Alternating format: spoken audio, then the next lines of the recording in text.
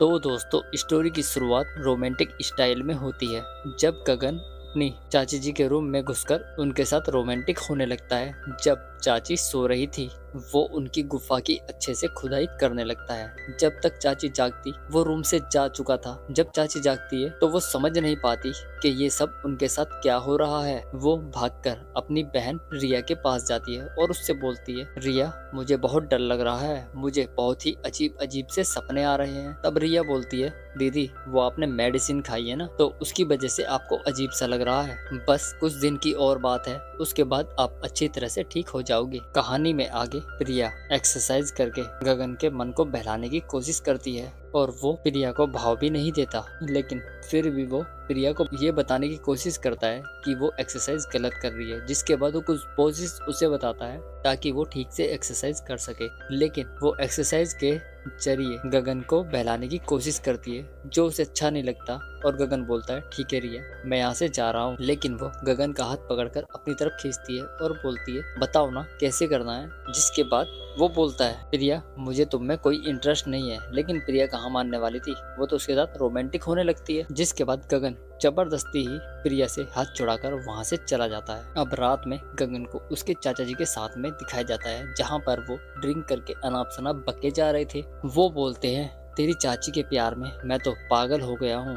जो खुशी उसे देना चाहता था, शायद मैं उसे आज तक वो खुशी नहीं दे पाया हूँ। गगन बोलता है, क्या कह रहे हो चाचा जी, मतलब आपने कभी शहद नहीं चखा? तो उसके चाचा जी पूछते हैं, क्या मतलब? तो वो बोलता है, आपने कभी नीचे से नहीं चखा। तब उसके चाचा बोलते हैं, चाचा हैं हम, चाचा ये सब अच्छी तरह से जानते हैं, बस हमारी मजबूरी है ये ना करने की। बस तू इतना समझ ले कि औरत ना हमेशा दिमाग से सोचती है और आदमी हमेशा टांगों के बीच से ही सोच शुरू करता है। जिसके बाद गगन उन्हें अच्छे से फूंक पे चढ़ा देता है कि आज चाची को वो खुशी दे दीजिए जो उन्हें चाहिए। और चाचा भी फुल मूड में जाते हैं और बोलते हैं, हाँ आज तो मैं उसे वो खुशी देकर ही रहूंगा जो उसे चाहिए। जिसके बाद वो वहां से चले जाते हैं। जिसके बाद चाचा तो रूम में जाकर सो जाते हैं और कुछ देर बाद गगन भी उनके रूम में पहुंच जाता है और वो चाचा को हाथ लगाकर उठाकर देखता है कहीं वो उठ तो नहीं रहे। जिसके बाद गगन चाची के साथ रोमांटिक होने लगता है और उनके साथ रोमांस करने लगता है कि तभी चाची जी जाग जाती है और उसे बोलती है, यहाँ से निकल जाओ। लेकिन वो कहाँ मानने वाला था। जिसके बाद चाची को उठाकर उनके साथ रोमांटिक कार्यक्रम में लग जाता है। यहाँ पर दोनों को रोमांस करते हुए दिखाया गया है। यहाँ पर हमें 10 से 12 मिनट का एक रोमांटिक कार्यक्रम दिखाया जाता है, जहाँ पर दोनों खूब पलंग तोड़ते हैं और चरम सुख पा लेते हैं। यहाँ पर चाची जी को वो सुख मिल गया था जो उन्हें चाचा जी ने कभी नहीं दिया था। सुबह होने पर चाचा जी नौकरानी के साथ रोमांटिक होने लगते हैं। जब वो बर्तन साफ कर रही थी, वो कुछ कर पाते इससे पहले ही उनकी पत्नी वहाँ पहुँच जाती है और बोलती है, सुनिए जी, मुझे अब फिर से ऐसे ही बुरे बुरे सपने आ रहे हैं। तब वो बोलते हैं, तो ठीक है गगन के साथ चले जाओ डॉक्टर के यहाँ। लेकिन वो बोलती है, नहीं मुझे तो आपके साथ ही जाना है। लेकिन चाचा जी का मूड नहीं था, वो तो अपने पति के साथ ही जाना चाहती थी। समझा बुझाकर चाचा जी पुष्पा को घर में भेज देते हैं और नौकरानी के साथ में फिर से रोमांटिक बातें करने लगते हैं। जिसके बाद वो भी घर में चले जाते हैं। कहानी में आगे चाची जी गगन के साथ दवाई लेने जाती है। तब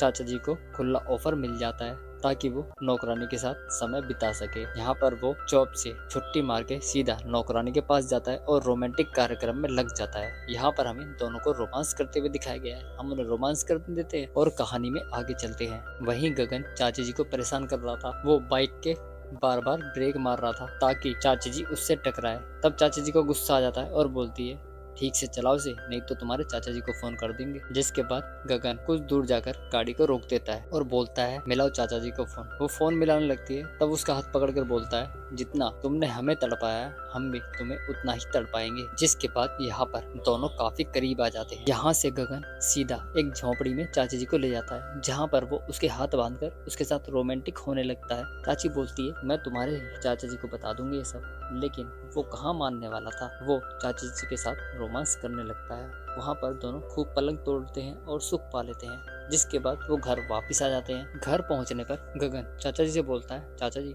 चाचा जी को बुरे सपने आ रहे हैं ना, वो उनकी बीमारी की वजह से हैं और वो जल्दी ठीक हो जाएंगे। जिसके बाद चाचा जी काफी खुश हो जाते हैं क्योंकि अब उसकी पत्नी अच्छी तरह से ठीक हो गई थी। वहीं इस खुशी के लिए सब लोग घर में पार्टी करते हैं। वो कैरम खेलते हैं, लेकिन चाचा जी को कैरम खेलने में इंटरेस्ट नहीं था। वो बोलती है ठीक है मैं जाती हूँ। तभी गगन बोलता है कोई बात नहीं चाचा जी, मैं आपको छोड़ने चलता हूँ। जिसके बाद वो चाचा जी को फिर से अंदर कमरे में ले जाता है और उनके साथ रोमांटिक होने लगता है। यहाँ पर दोनों को रोमांस करते हुए दिखाया गया है। चाचा जी को जो सुख चाचा जी से नहीं मिल पाया था वो आज गगन ने उन्हें दे दिया था। दोनों चरम सुख पा लेते हैं। एक तरफ तो गगन चाचा जी के साथ रोमांटिक कार्यक्रम कर रहा था, तो दूसरी तरफ चाचा जी प्रिया के साथ रोमांटिक कार्यक्रम में लगे हुए थे, जहाँ पर दोनों खूब पलंग तोड़ते हैं और चरम सुख पा लेते हैं। उनका ये कार्यक्रम गगन भी छुप कर देख लेता है। सुबह होने पर प्रिया गगन के रूम में घुस जाती है और उसके साथ रोमांटिक होने लगती है। तब गगन बोलता है प्रिया ये क्या कर रहे हो? प्रिया बोलती है मैं वो कर रही हूँ जो तुम इतने दिन से नहीं कर रहे थे। गगन बोलता है हमने तुम्हें कितनी बार बोला है, हमें तुममें बिल्कुल भी इंटरेस्ट नहीं है, तो निकलो यहाँ से। तब प्रिया बोलती है मेरी दीदी के साथ करने में तो तुम्हें मजा आता है, लेकिन मेरे साथ क्या हो जाता है, मैंने तुम्हारा सब कुछ देख लिया है। तब प्रिया बोलती है जो मैं चाहती हूँ ना,